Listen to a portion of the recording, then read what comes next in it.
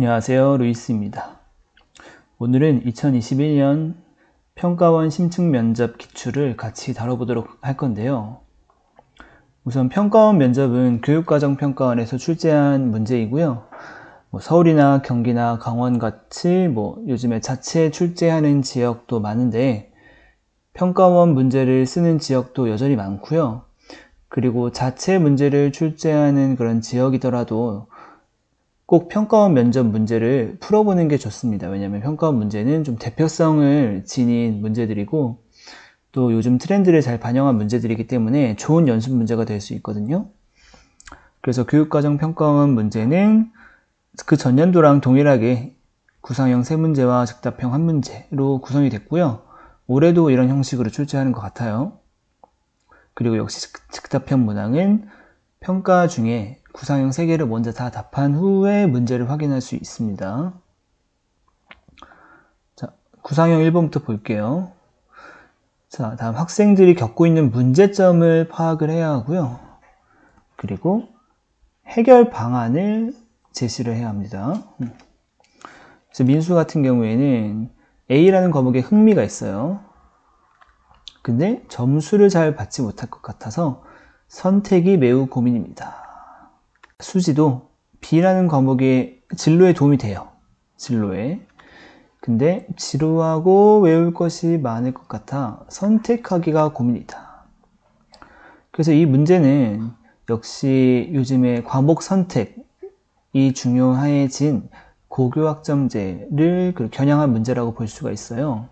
고교학점제는 이제 2025년도에 전면 도입이 되지만 이미 많은 학교에서 연구학교와 시범학교를 운영하고 있기 때문에 현장에 투입이 되면은 바로 이제 고교학점제에 대한 이해가 충분해야 되기 때문에 정말 학생들이 이런 고민을 가지고 있을 때 상담을 할 수 있냐 이거를 물어본 문항인 것 같아요. 그래서 출제 의도를 분석을 하자면 역시 곧 이제 전면 도입이 될 고교학점제라는 그런 제도는 주어진 교육과정을 그냥 공부하는 게 아니고 예를 들어서 1교시부터 7교시까지 다 전교생이 똑같은 과목을 똑같은 방식으로 받는 것이 아니고 직접 선택을 한다는 거죠. 과목을 대학교처럼 직접 진로나 흥미에 따른 그런 선택. 그렇기 때문에 이제 학생들이 훨씬 더 흥미에 맞는 과목을 좀 골라서 들을 수 있기 때문에 아무래도 동기유발이 더 되겠죠. 진로랑도 연계를 지을 수가 있고요. 그리고 성취 도달 시 이수를 시키는 그런 제도입니다.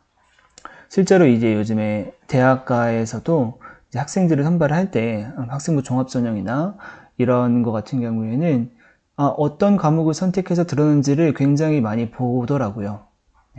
그래서 이 학생 영문과다라고 하면은 이제 이 학생이 영어를 진로 영어를 좀 선택을 했다던가 심화 영어 독해를 선택을 했다던가 그리고 선택한 과목에서 세특이 어떻게 쓰여져 있고 이런 것들을 굉장히 유심히 보더라고요. 그래서 이제 학생들이 고민이 더 커졌어요. 실제로 현장에서 어떤 과목을 어떻게 골라야 되냐, 이렇게 정말 점수 잘 못 받을 것 같다, 아니면 지루할 것 같다, 이런 식으로 고민을 많이 하거든요.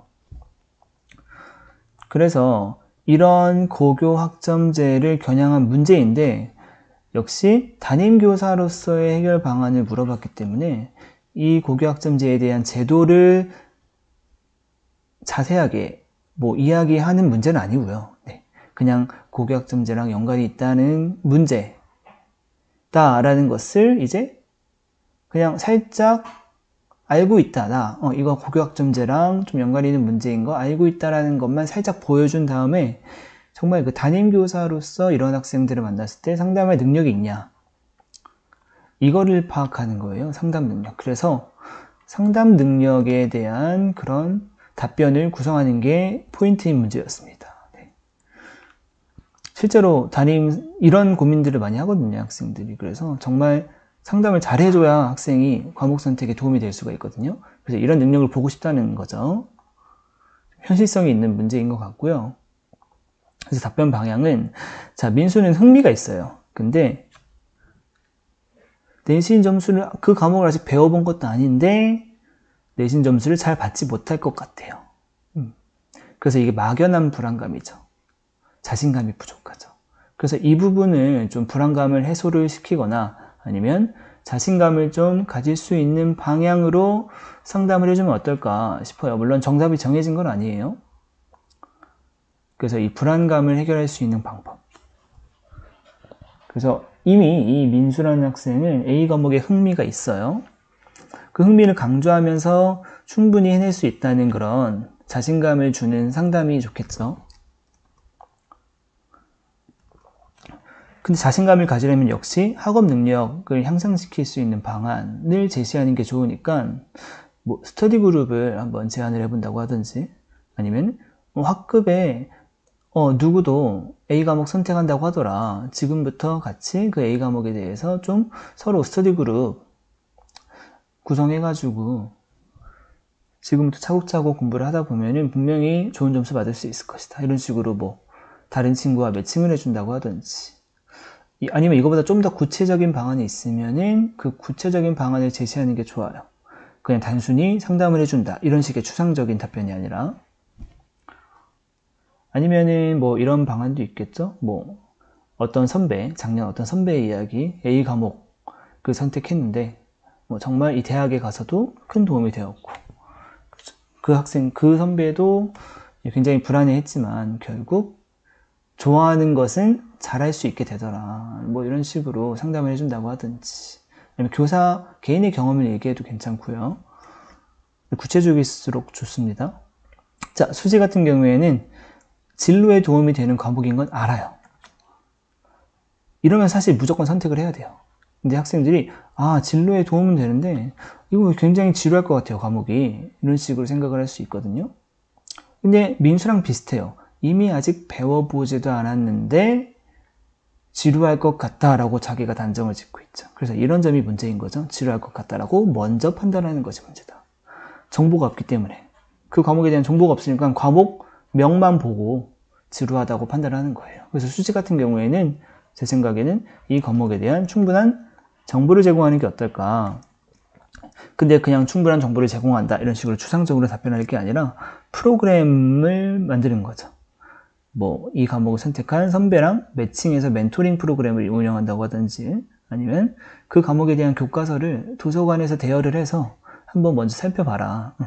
절대 지루한 과목이 아닐 것이다 라는 것.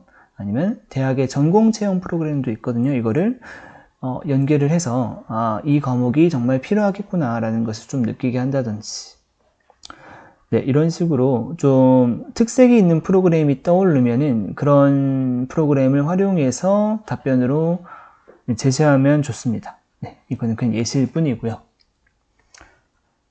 네, 그래서 이게 구상형 1번 문제였고요.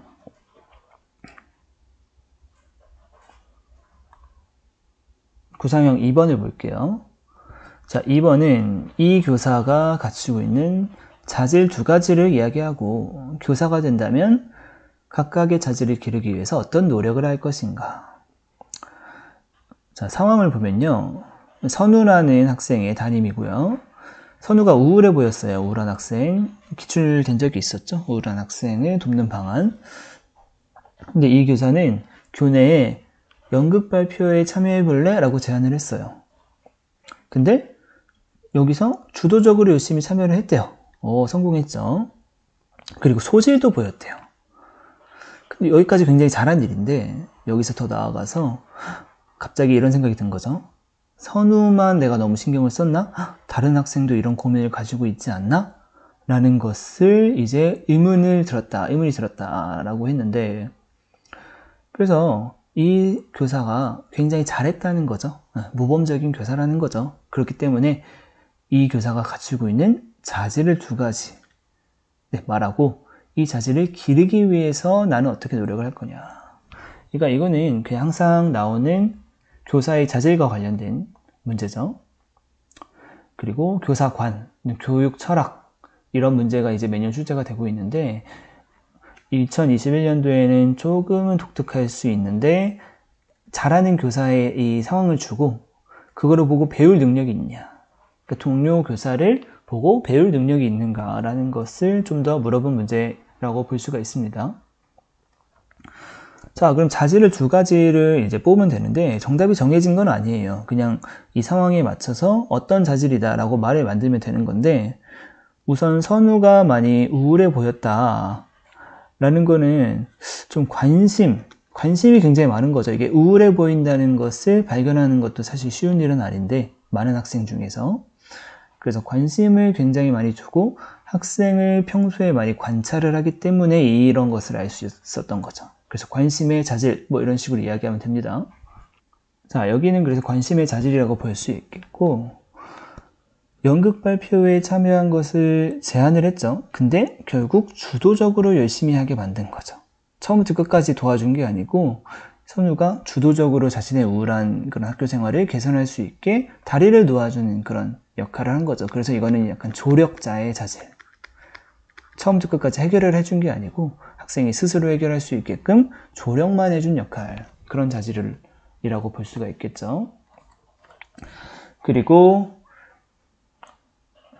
다른 프로그램이 아니고 연극 발표에 제안을 한 게 이유가 있었겠죠. 아무래도 여기 가면 좀 잘할 것 같아 라는 느낌이 있어서 제안을 했는데 소질을 보이기도 했죠. 네.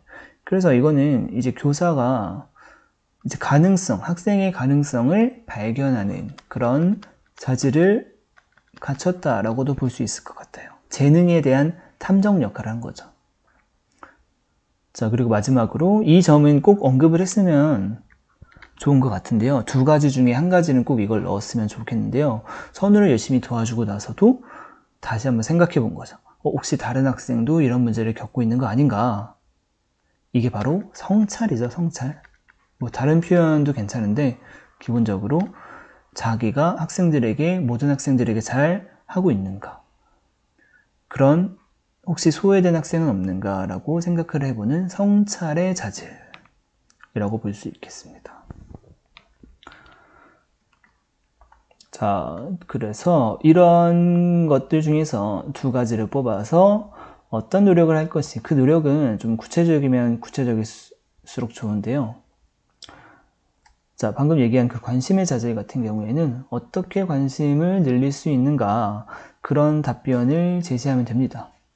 뭐 학생에 대한 개개인의 인격체를 좀 존중해 주려고 노력을 한다든지, 아니면 학생과 소통, 상담을 늘리는 방안. 근데 단순하게 여기서 학생과의 소통을 늘리겠습니다 라는 것은 높은 점수는 받지는 못해요. 자신만의 특색이 있는 방법이 좋거든요. 예를 들어서 저는 1일 1학생 기록을 하겠다. 학생의 장점 기록 카드를 만들겠다. 뭐 이런 식으로. 그래서 하루에 한 명이라도 꼭 장점을 발견을 해서 그 학생의 어떤 것을 잘했는지 관찰을 하고 난 다음에 그걸 기록으로 만드는 거죠. 카드로 만드는 거죠. 뭐 이런 식도 괜찮고요. 아니면 1일 1학생 칭찬하겠다. 그래서 뭐 포스트잇에다가 한 학생의 칭찬거리를 꼭 만들어서 건네준다든지 뭐 이런 구체적인 나름대로의 방법을 제시하는 게 좋아요. 자, 그리고 아까 조력한 부분 있죠? 조력자의 자질 같은 경우에는 학생 스스로 문제를 해결하게 만드는 거잖아요. 그럴 능력을 키우기 위해서는 학생 자치 있죠? 학생 자치 프로그램을 많이 구성을 하는 게 좋은데, 예를 들어서 학급 평화 프로젝트나 학급 자치회의, 학급 대토론회 뭐 이런 식으로 해서 예시까지 들면 좋아요. 학생들이 스스로 어떠한 것을 해서 스스로 문제를 해결할 수 있는 주도적인 그런 역량을 기르겠다라는 것으로 하면 좋고요. 그리고 아까 얘기한 것 중에 가능성 발견 있죠? 가능성 발견은 학생의 재능을 어떻게 발견할 것인지, 이것도 아까 말씀드린 대로 뭐 장점일지 같은 거를 적어본다고 하든지라고 해서 학생이 뭘 잘할 수 있을까라는 것을 좀 더 구체적으로 제시할 수 있도록 나름대로의 그런 노력을 하는 거죠. 그리고 이제 4번 성찰의 자질은 여기 지금 잘렸는데 뭐 그런 방법이 있겠죠. 자기가 얼마나 이제 학생들에게 잘하고 있는가, 학생들을 얼마나 고르게 사랑하고 있는가라는 것을 성찰하기 위한 성찰 일지를 적어본다고 하든지, 아니면 교단 일기를 작성을 해서 내가 혹시 뭘 잘못하고 있진 않나 라는 것을 알기 위한 방법. 성찰은 사실 일기가 가장 좋죠. 그래서 그냥 일기를 적겠다라는 것보다도 약간 교단 일기, 뭐 이런 식의 명칭을 붙이면 좀 더 구체적인 방안이 될 수가 있어요. 아니면은 뭐, 저 같은 경우에는 명렬표를, 학생 명렬표죠. 제가 학생 명렬표, 사진 명렬표를 항상 제 자리에다 붙여놓는데, 그러다 보면은 이 명렬표를 수시로 보게 돼요. 예. 수시로 보면서, 이 학생, 우리 반엔 이 학생도 있는데, 내가, 한동안 이 학생하고 말 한 번 못 해봤네? 라는 것을 나도 모르게 발견하게 되거든요. 그래서 그 명렬표, 사진 명렬표를 자주 들여다보면서 모든 학생에게 고르게 관심을 주고 있는지 계속 성찰을 해보는 그런 시간을 갖곤 하는데, 뭐 그런 것도 방법이 될 수가 있을 것 같아요. 자, 구상형 3번 볼게요. 자, 여기서 세 교사가 나오는데, 각자 이제 기초학력이 중요하다, 또는 자신감이 중요하다, 또는 교육관계가 중요하다라고 이야기를 하고 있습니다. 그래서 이 중에서 여러분이 이제 가장 중요하다고 생각하는 가치관을 선택을 하고, 그리고 가치관 선택이 그래서 1번이고요. 그리고 그 이유를 얘기를 하래요. 근데 그냥 이야기하는 게 아니고 당신의 교사상에 비추어서, 그리고 세 번째, 그 가치관이 어떤 인간을 교육적으로 길러낼 수 있는지, 그래서 그 학생상이죠. 어떤 학생상을 기를 수 있는지. 그래서 여기서 근데 보면은 많이 이런 어떤 인간을 교육적으로 길러낼 수 있는지, 이런 말을 보면은 왠지 개정교육 과정의 인간상을 좀 겨냥한 문제가 아닌가. 그쵸? 네. 그래서 좀 쉽게 접근할 수 있는 방법은 뭐 개정교육 과정, 2015 개정교육 과정의 인간상은 이제 외우고 계실 테니까 그거를 어느 정도 활용해서 매칭을 하면은 훨씬 접근하기가 쉬워지거든요. 예를 들어서 자, 기초학력과 관련돼서는 이게 지금 이제 개정교육 과정 내용인데,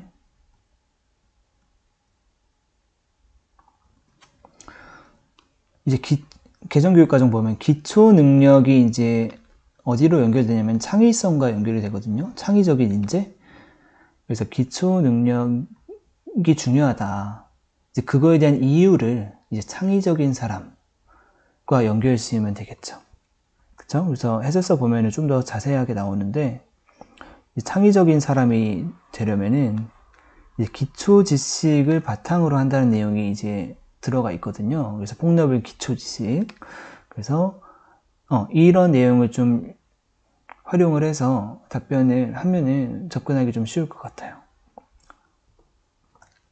자, 그리고 이제 자신감에 대한 내용은 요거랑 연결시키면 좋을 것 같아요. 자주적인 사람, 자아정책성. 그래서 자기가 이제 스스로 진로와 삶을 개척하는 자주적인 사람이 되려면은 아무래도 자신감이 필요하거든요. 그렇죠? 여기 자주적인 사람, 자신감을 가지고 여기 나와 있죠. 자신감을 가지고 자기 주도적으로 자신의 진로를 개척하는 사람이 이제 요즘에 요구되는, 그리고 2015 개정교육 과정에서 요구되는 인간상이기 때문에 이런 점을 여러분이 연결해서 답변을 하면 좋을 것 같습니다. 그리고 마지막으로 이 다른 친구 교우 관계에는 아무래도 이거겠죠. 더불어 사는 사람. 이거는 좀 할 말이 많아요. 좀 공동체 의식 이런 얘기하면서 민주시민, 세계시민 이런 것들을 끌어와가지고 여러분이 답변을 만들 수가 있거든요. 그래서 좀 할 수 있는 말이 많죠. 그래서 이거를 왠지 선택하신 분들이 좀 많았을 것 같은데, 여기서 보면은 공동체 의식이 가장 중요하니까 요즘에 공동체 구성원으로서 이런 말들은, 좋은 말들은 다 끌어서 쓰면 될 것 같아요. 네, 세계시민, 민주시민으로 살아갈 수 있게 만드는 것이 이제 중요하니까 그런 내용을 답변으로 하면 되겠죠. 근데 이러한 답변을 여러분이 할 때 중요한 점은 너무 개정교육 과정을 막 그냥 그대로 그냥 설명하듯이 너무 추상적으로 이야기하는 것보다는 여러분이 정말 이렇게 생각한다, 여러분만의 그런 교직관을 좀 드러내면서 말을 하는 게 중요할 것 같아요. 좀 설득력이 있게.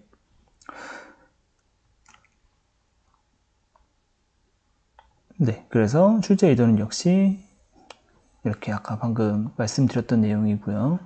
기초학력은 이 창의적인 사람과 연결지어서 하면 좋을 것 같고, 자신감은 자기주도적인 사람 또는 자기관리 역량, 공동체는 더불어 사는 사람, 공동체 역량, 이런 것들. 네. 그리고 그래서 이렇게 그 2015 개정교육과정에 이런 인강상들 있죠? 학생상들, 이런 것들은 잘 외워두셨다가 다른 문제에서의 답변에서도 조금씩 써먹을 수 있는 거니까 네, 꼭 챙기고 가셨으면 좋겠습니다. 자, 즉답형이죠. 문제의 즉답형. 자, 역시 동료 교사와의 관계에 대한 문제예요. 이게 매년 나오고 있거든요. 이번엔 어떤 갈등 상황이냐면은 김 교사는 온라인 수업 능력이 좋아요. 열정적이야. 근데 부장 교사가 잘하니까 계속 시키는 거예요. 온라인 수업 관련 업무를 계속 맡겼다. 김 교사는 그래서 업무가 너무 많아졌어. 근데 수락할 수밖에 없죠. 또 부장이 시키니까. 근데 문제는 너무 업무를 많이 하다 보니까 수업 준비를 할 시간이 없어. 학생 지도도 제대로 못해. 그래서 부담이 느끼겠죠. 그쵸? 부담을 느낄 수밖에 없죠. 근데 이 상황에서 또 동료 교사들도 김 교사에게 온라인 수업 코칭 좀 해달라. 미치죠. 그쵸? 네. 그래서 결국 어쩔 수 없이 거절을 했어요. 제 일이 아니라 도와드릴 수 없습니다. 그래서 동료 교사와의 문제가 발생을 했다. 여러분이 이거를 읽는다면 아마 김 교사에게 불쌍하다라는 생각을 하실 수가 있어요. 네. 업무도 많아 죽겠는데, 그치? 이런 것까지 해야 될 시간이 어디 있어요, 사실. 교사가 슈퍼맨도 아니고. 가뜩이나 업무 과중된 것도 억울한데. 근데, 자, 문제가 어떤 식으로 나왔냐면은, 일단, 김 교사의 행동을 비판을 해야 돼요. 네. 참 미치겠죠. 그래서 우리는 역시 면접용 답변이 어느 정도는 필요합니다. 네. 그래서 김 교사의 행동을 정당화하는 그런 답변을 하면 안 돼요. 항상 모든 이 임용 면접 답변은 항상 이 동료 교사와의 매우 잘 지내고 협력해주고 공동체 관계에 있는 그런 답변 방향이 필요하거든요. 그래서 김 교사도 나름대로 이유가 있으니까 1번 문제는 김 교사의 입장에서 김 교사의 행동 이유를 이야기해라. 그러니까 변호를 한번 해보라는 거죠. 그래서 여기서 김 교사가 뭐 업무가 너무나 과중이 되어서 거절을 할 수밖에 없었다라는 내용은 그냥 들어있으니까 이 점을 좀 언급하면 좀 좋을 것 같아요. 아무래도 교사에게는 학생에 대한 지도가 가장 중요한 것이 아닌가. 그래서 학생에게 피해가 갈 정도로는 동료 교사를 도울 수 없는 상황이었다. 아무래도 학생이 더 우선순위가 있으니까 이런 점을 언급해서 김 교사를 변호하면 좋을 것 같고요. 근데 두 번째 문제가 교직 윤리 측면에서 김 교사를 비판해보라 라는 거거든요. 그래서 김 교사 행동이 잘못되었다라는 것을 전제하는 그런 문제예요. 그래서 어쩔 수 없이 좀 비판을 하긴 해야 되는데 역시 이 점을 드는 게 좋겠죠. 제 일이 아니라 도와드릴 수 없습니다. 그래서 이 제 일이 아니다라는 문구가 진짜 실제로 기출문제에도 있었는지는 모르겠어요. 이게 복기를 기반으로 만든 문제라서 그래서 이 점을 이야기할 수도 있는데 그쵸? 꼭 제 일이라고 딱 잘라서 얘기할 필요는 없는 거니까. 근데 그냥 좀 더 안전한 답변은 공동체 윤리 측면에서 얘기하면 되겠죠? 소통, 협력의 중요성. 뭐 아까 나왔던 2015 개정교육과정에 뭐 더불어 사는 인재를 우리가 길러야 되는 그런 교사이기 때문에 아무래도 다른 교사와의 협력이 중요하든 그런 측면으로 이야기해도 괜찮고 아니면 요즘에 아무래도 강조가 되는 게 전문적 학습 공동체. 그래서 교사과 교사끼리 문제 해결하고 교사끼리 힘을 합쳐서 문제 해결하고 실제로 이제 작년에 코로나가 터져서 그 교사들이 이제 갑자기 한 번도 해보지 못한 온라인 수업을 이제 뛰어들었어야 했어요. 그래서 이 교사 같은 경우에는 뭐 이런 김 교사 같은 상황에서는 물론 굉장히 온라인 수업을 아무래도 컴퓨터와 좀 친한 교사일 확률이 높겠죠. 그래서 그렇게 어렵지 않았을 거예요. 근데 다른 교사들은 이제 굉장히 어려움을 겪는 그런 문제가 현장에서도 많이 발생을 했거든요. 그래서 그냥 둘 수 없는 거죠, 사실. 그래서 좀 이제 컴퓨터에 좀 친한 교사들이 다른 교사들을 도와주는 그런 현장 분위기가 많았는데, 그게 바로 전문적 학습 공동체죠. 교사끼리 서로 배워가서 이제 문제를 해결하고 좀 더 높은 교육, 좀 더 좋은 교육을 실천하는. 그래서 그런 측면에서 비판하면 됩니다. 공동체 윤리가 중요하다.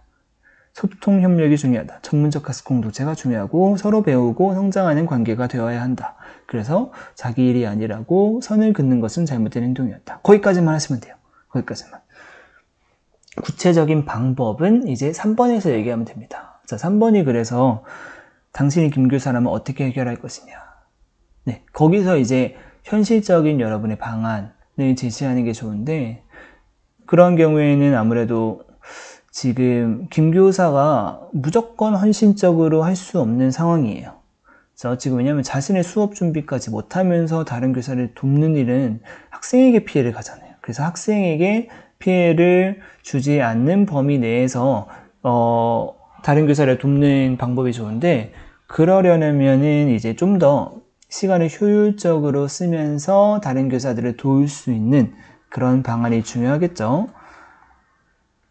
그래서 동료 교사 입장에서 먼저 생각을 해보고, 아무래도 동료 교사가 어렵다 이거예요. 동료 교사들도 잘하고 싶은데 온라인 수업이 너무 어렵다 보니까 방법을 좀 모르시는 분들도 많단 말이죠. 그래서 동료 교사 입장에서 충분히 먼저 생각하고 공감을 해주는 것, 그게 먼저입니다. 그래서 동료 교사와의 갈등은 다른 교사 입장에서 먼저 생각을 해봐야 되는 거예요. 충분히 어려울 수 있다. 그래서 내가 조금 더 이 측면에선 잘하고 있으니까 돕는 게 맞다.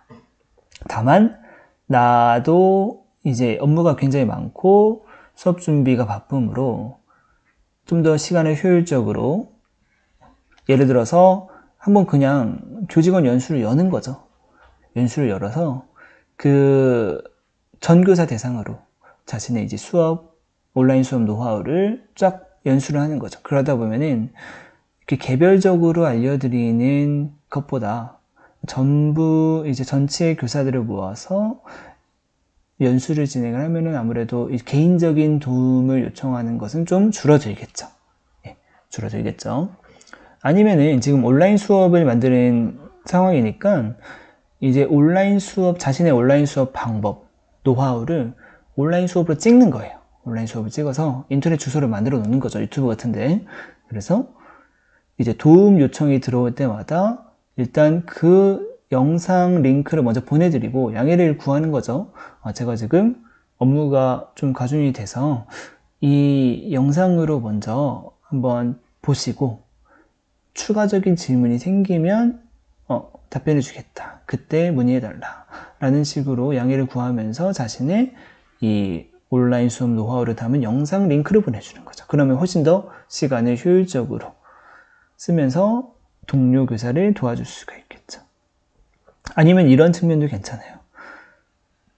다른 교사도 분명히 김 교사에게 도움을 주는 부분이 있었을 거예요.